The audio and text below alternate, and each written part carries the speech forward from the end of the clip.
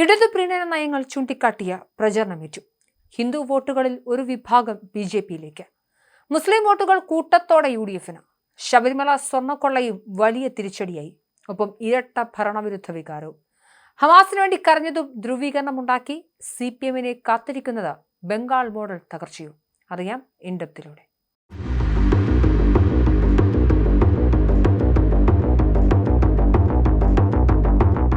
ജയിച്ച് ഞെട്ടുന്ന യു.ഡി.എഫ്. തദ്ദേശ തെരഞ്ഞെടുപ്പിന്റെ ഫലങ്ങൾ വരുമ്പോൾ ആദ്യം ഞെട്ടുന്നത് വിജയികളാവുന്ന ഐക്യമുന്നണി ക്യാമ്പ് തന്നെയാണ്.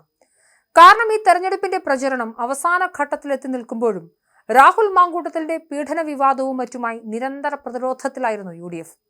ശബരിമല സ്വർണ്ണക്കൊള്ളയും സംസ്ഥാന സർക്കാർ ഭരണത്തിലെ പോരായ്മകളും കൃത്യമായി ഉയർത്തിക്കൊണ്ടുവരാൻ അവർക്ക് കഴിഞ്ഞില്ല എന്ന ആരോപണമുയർന്നു. ചാനലുകളിലൊക്കെയും യു.ഡി.എഫിനെ, പ്രത്യേകിച്ച് കോൺഗ്രസിനെ പ്രതിരോധത്തിലാക്കുന്ന രീതിയിലാണ് വാർത്തകൾ വന്നത്. അതുകൊണ്ട് തന്നെ ഈ തദ്ദേശ തെരഞ്ഞെടുപ്പിൽ ഇടതുമുന്നണിക്ക് മുൻതൂക്കം ലഭിക്കുമെന്നും അത് മൂന്നാം ഇടതുപക്ഷ സർക്കാരിലേക്ക് നീങ്ങുമെന്നുമുള്ള ചർച്ചകൾ പുരോഗമിച്ചു. ഇത് കണ്ടുകൊണ്ട് തന്നെ വെള്ളാപ്പള്ളി നടേശനും കാന്തപുരം AP അബൂബക്കർ മുസ്ലിയാരും ഒരു പരിധിവരെ സുകുമാരൻ നായരും NSSും ഒക്കെ ഇടതിനെ വെറുപ്പിക്കാതെ തൊട്ടില്ലെന്ന മട്ടിൽ നിന്നു. പക്ഷേ വോട്ടെണ്ണൽ പുരോഗമിക്കുമ്പോൾ എല്ലാവരും ഞെട്ടി. വോട്ടെണ്ണൽ ആദ്യ മണിക്കൂറുകൾ പിന്നിടുമ്പോൾ എങ്ങും UDF തരംഗം. തദ്ദേശ തെരഞ്ഞെടുപ്പിന്റെ ഗ്രാമപഞ്ചായത്ത് അടക്കമുള്ള എല്ലാ മേഖലയിലും UDF മുന്നിലാണ്. ഗ്രാമപഞ്ചായത്ത്, ബ്ലോക്ക്, ജില്ലാ പഞ്ചായത്ത്, മുനിസിപ്പാലിറ്റി, കോർപ്പറേഷൻ തുടങ്ങി എല്ലാ മേഖലയിലും ലീഡ് പിടിച്ചിരിക്കുകയാണ് UDF. 2010 ശേഷം ചരിത്രത്തിൽ ആദ്യമായാണ് UDFന് ഇത്രയും വലിയ മുന്നേറ്റം ഉണ്ടാകുന്നത്. LDFിന്റെ ശക്തി കേന്ദ്രങ്ങളിലടക്കം വൻ മുന്നേറ്റമാണ് UDF നടത്തുന്നത്. സംസ്ഥാനത്തിന്റെ നിലവിലെ രാഷ്ട്രീയ ചിത്രം മാറ്റി എഴുതാൻ സാധ്യതയുള്ള സൂചനകളാണ് പുറത്തു വരുന്നതെന്നാണ് വിലയിരുത്തൽ. ഈ ട്രെൻഡ് തുടർന്നാൽ വരാനിരിക്കുന്ന നിയമസഭാ തെരഞ്ഞെടുപ്പിൽ ഇടതിന് ഭരണം പോകുമെന്ന് ഉറപ്പാണ്. UDF പോലും പ്രതീക്ഷിക്കാത്ത തരത്തിലാണ് സ്ഥാനാർത്ഥികൾ വിജയിച്ചു കയറുന്നത്. BJPക്കും വലിയ നേട്ടം അവകാശപ്പെടാനുണ്ട്. കേരളത്തിലെ വോട്ട് ഭിന്നിക്കുന്നത് ബംഗാൾ മോഡലിലാണെന്നാണ് ഈ തെരഞ്ഞെടുപ്പ് ഫലം നൽകുന്ന സൂചന. ഹിന്ദു വോട്ടുകളിൽ ഒരു പ്രധാന ഭാഗം BJPയിലേക്ക് പോയി. മുസ്ലിം വോട്ടുകൾ ഒന്നടങ്കം തൃണമൂലിലേക്കും. 3.5 പതിറ്റാണ്ട് CPM ഭരിച്ച ചുവന്ന ബംഗാളിൽ കെട്ടിവെച്ച കാശ് പോലും കിട്ടാത്ത രീതിയിൽ CPM മാറിയത് അങ്ങനെയാണ്. ഈ ട്രെൻഡിന്റെ ഒരു ചെറിയ മോഡലാണ് ഇപ്പോൾ കേരളത്തിൽ നടക്കുന്നത്. കേരളത്തിലെ മുസ്ലിം ക്രിസ്ത്യൻ വോട്ടുകൾ UDFന് അനുകൂലമായി വീണു. പക്ഷേ LDFിന്റെ പരമ്പരാഗത അടിത്തറയായ ഹിന്ദു വോട്ടുകളിൽ ഒരു വിഭാഗം BJPയിലേക്കും പോയി. മുസ്ലിം ക്രിസ്ത്യൻ കൺസോളിഡേഷൻ ആയിരുന്നു എക്കാലത്തും UDFിന്റെ വോട്ട് ബാങ്ക്. ഇത്തവണയും അത് വിജയിച്ചു. മതങ്ങളെ തൂക്കി നോക്കുമ്പോൾ കൈവിറയ്ക്കുന്ന ഇടതുപക്ഷത്തിന്റെ വൺ സൈഡ് നവോത്ഥാനം തിരിച്ചടിയാകുമെന്ന് നേരത്തെ തന്നെ വിലയിരുത്തൽ ഉണ്ടായിരുന്നുവെങ്കിലും CPM നേതാക്കൾ അതെല്ലാം അവഗണിക്കുകയായിരുന്നു. ഇടതു ഭരണത്തിലെ ഇസ്ലാമിക പീഡനത്തിനെതിരെ LDF വരും എല്ലാം ശരിയെത്താവുമെന്ന രീതിയിൽ സോഷ്യൽ മീഡിയയിൽ പ്രചരണം നടന്നിരുന്നു. കാര്യങ്ങൾ നോക്കുമ്പോൾ ഇതിൽ ഭാഗികമായി ശരിയുണ്ടെന്ന് പറയാതെ വയ്യ. സമസ്ത കണ്ണുരുട്ടിയാൽ എന്തും ചെയ്യുന്ന രീതിയിലേക്കാണ് സർക്കാർ മാറിയത്. സ്കൂൾ സമയമാറ്റം, സൂംബ ഡാൻസ്, ജെൻഡർ ന്യൂട്രാലിറ്റി, പാഠപുസ്തക പരിഷ്കരണം, ഏറ്റവും ഒടുവിലായി ഹിജാബ് വിവാദവും. ഇതിലൊക്കെ സർക്കാർ സമസ്ത പോലുള്ള സംഘടനകൾക്ക് വഴങ്ങിയെന്ന കടുത്ത വിമർശനമുണ്ട്. ഇതെല്ലാം നിഷ്പക്ഷരായ ഹിന്ദു വോട്ടർമാരുടെ വോട്ടുകൾ LDFിനെതിരാക്കി.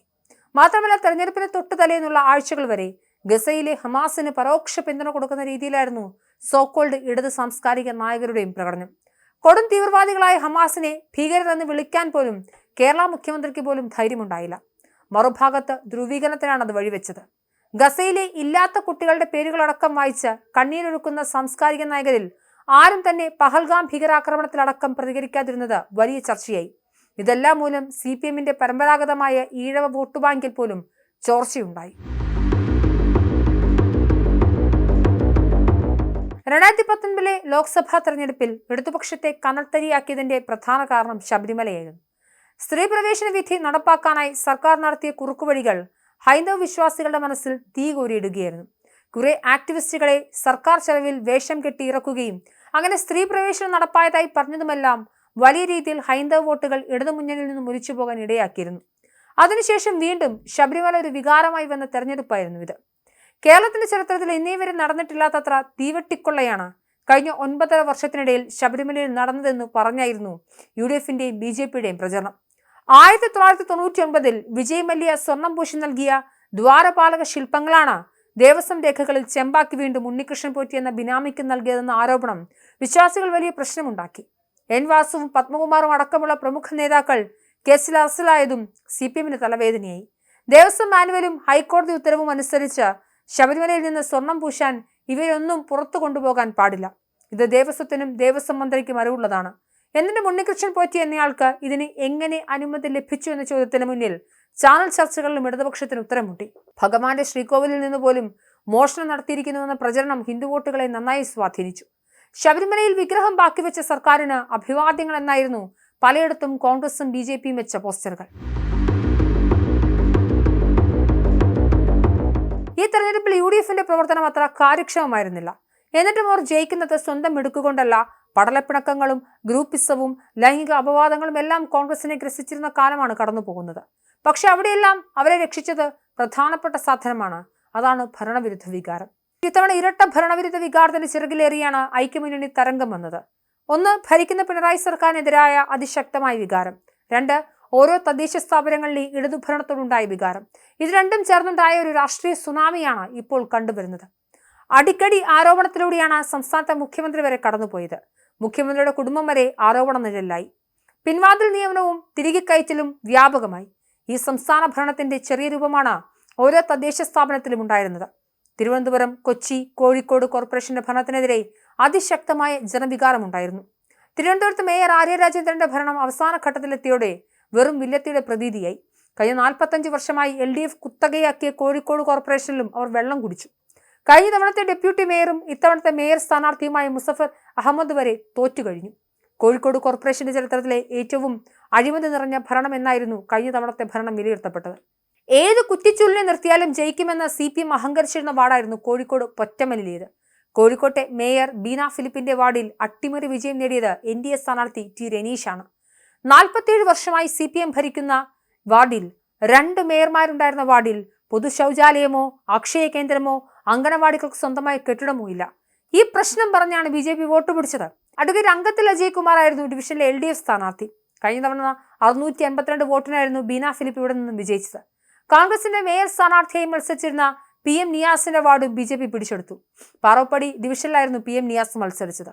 ഇവിടെ BJPയുടെ ഹരീഷ് പൊറ്റങ്ങാടി വിജയിച്ചു. ഇതിനു പുറമെ UDFന്റെ കുത്തക മണ്ഡലമായ ചാലപ്പുറം വാർഡും BJP പിടിച്ചെടുത്തു. ഹൈന്ദവ വോട്ടുകൾ എങ്ങോട്ട് ചായുന്നു എന്നതിന്റെ കൃത്യമായ സൂചനയാണ് ഈ ഫലം. ഇന്ത്യയിൽ ഏറ്റവും കൂടുതൽ പേർ BJPയിലേക്ക് മാറിയ പാർട്ടി ഏതാണെന്ന് ചോദിച്ചാൽ അനിൽ ആന്റണിയെയും പത്മജ വേണുഗോപാലിനെയും മുൻനിർത്തി ഇന്നത്തെ കോൺഗ്രസ് നാളത്തെ BJP എന്ന ക്യാപ്സുൽ ഇറക്കുകയായിരുന്നു സൈബർ സഖാക്കൾ ചെയ്യുക. എന്നാൽ കണക്കുകൾ നോക്കിയാൽ ഇന്ത്യയിൽ ഏറ്റവും കൂടുതൽ പേര് സംഘപരിവാറിലെത്തിയത് CPMൽ നിന്നാണ്. അതായിരുന്നു പശ്ചിമ ബംഗാളിലെ ലോക ചരിത്രത്തിലെ സമാനതകളില്ലാത്ത കാലുമാറ്റം. തൃണമൂൽ ഭരണത്തിലെ അക്രമം താങ്ങാനാവാതായതോടെ ബംഗാളിലെ പാർട്ടി ഗ്രാമങ്ങൾ പലതും BJP ഗ്രാമങ്ങളായി. കണ്ണൂർ ജില്ലയിലെ CPMലെ കോട്ടയായ അന്തൂർ മുനിസിപ്പാലിറ്റിയിലെയോ കല്യാശ്ശേരി പഞ്ചായത്തിലെയോ ഒരു പാർട്ടി ഓഫീസ് ഒന്നടങ്കം കാവിച്ചായമടിച്ച് കാവിക്കൊടിയും ഉയർത്തി ലോക്കൽ കമ്മിറ്റി ഒന്നടങ്കം BJPയിലേക്ക് പോയാൽ എങ്ങനെയുണ്ടാകും? അത്തരമൊരു രാഷ്ട്രീയ മാറ്റം അവിശ്വസനീയമെന്നേ പറയാൻ കഴിയും. എന്നാൽ അതുപോലൊരു മാറ്റമാണ് ഒരു കാലത്ത് കണ്ണൂരിനേക്കാൾ വലിയ CPM കോട്ടയായ പശ്ചിമ ബംഗാളിലെ നോർത്ത് 24 ഫഗാനാസ് എന്ന ജില്ലയിൽ 2015-16 കാലഘട്ടത്തിൽ നടന്നത്. ഇവിടെ ചില നേതാക്കൾ BJPയിലേക്ക് മാറുകയായിരുന്നില്ല, മറിച്ച് പാർട്ടി ഗ്രാമങ്ങൾ ഒന്നടങ്കം BJPയിലേക്ക് പോയി. പാർട്ടി ഓഫീസുകളിൽ ചുവപ്പുകൊടി മാറ്റി കാവിക്കൊടി ഉയർത്തി. സെക്രട്ടറിയും അംഗങ്ങളും ഭാര്യയും മക്കളും എല്ലാം കൂട്ടത്തോടെ BJPയിലെത്തി. ലോക ചരിത്രത്തിൽ തന്നെ അവിശ്വസനീയമായ രാഷ്ട്രീയ മാറ്റമെന്നാണ് ഇവിടം സന്ദർശിച്ച ഇന്ത്യൻ എക്സ്പ്രസിന്റെ അടക്കമുള്ള മാധ്യമപ്രവർത്തകർ ചൂണ്ടിക്കാട്ടിയത്. ഇന്ന് ബംഗാളിൽ ഒരിടത്തും കെട്ടിവെച്ച കാശ് പോലും കിട്ടാതെ സംപൂജ്യരാണ് CPM. തൃണമൂൽ കഴിഞ്ഞാൽ രണ്ടാമത്തെ വലിയ പാർട്ടി ഇവിടെ BJPയാണ്. BJPയിലെ 90% അംഗങ്ങളും പഴയ CPMകാരുമാണ്. ഇത് എന്തെങ്കിലും ഒരു പ്രത്യയശാസ്ത്രം വെച്ചുള്ള മാറ്റമായിരുന്നില്ല, മറിച്ച് ഭരണം മാറിയതോടെ പോലീസിന്റെ സഹായത്തോടെയുള്ള തൃണമൂലിന്റെ അക്രമം താങ്ങാൻ കഴിയാതെയായതോടെ അടിച്ചാൽ അല്പമെങ്കിലും തിരിച്ചടിക്കാൻ ശേഷിയുള്ള പാർട്ടി എന്ന നിലയിലാണ് CPM പ്രവർത്തകർ കൂട്ടത്തോടെ BJPയിലേക്ക് കുത്തിയൊഴുകിയത്.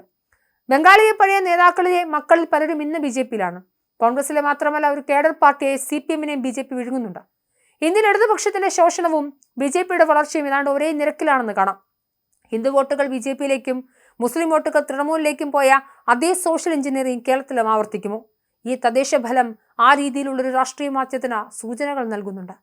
സംസ്ഥാന ഭരണത്തിന്റെ സെമി ഫൈനൽ എന്നാണ് തദ്ദേശ തെരഞ്ഞെടുപ്പിനെ വിശേഷിപ്പിക്കാറുള്ളത്. അത് ആരെയും അമ്പരപ്പിക്കുന്ന രീതിയിൽ ജയിച്ച് കയറിയിരിക്കുകയാണ് UDF. മൂന്നാം ഇടതു ഭരണത്തിൽ നിന്നും കേരളം രക്ഷപ്പെടുമെന്ന് ഇതോടെ ഏതാണ്ട് ഉറപ്പായിരിക്കുന്നു.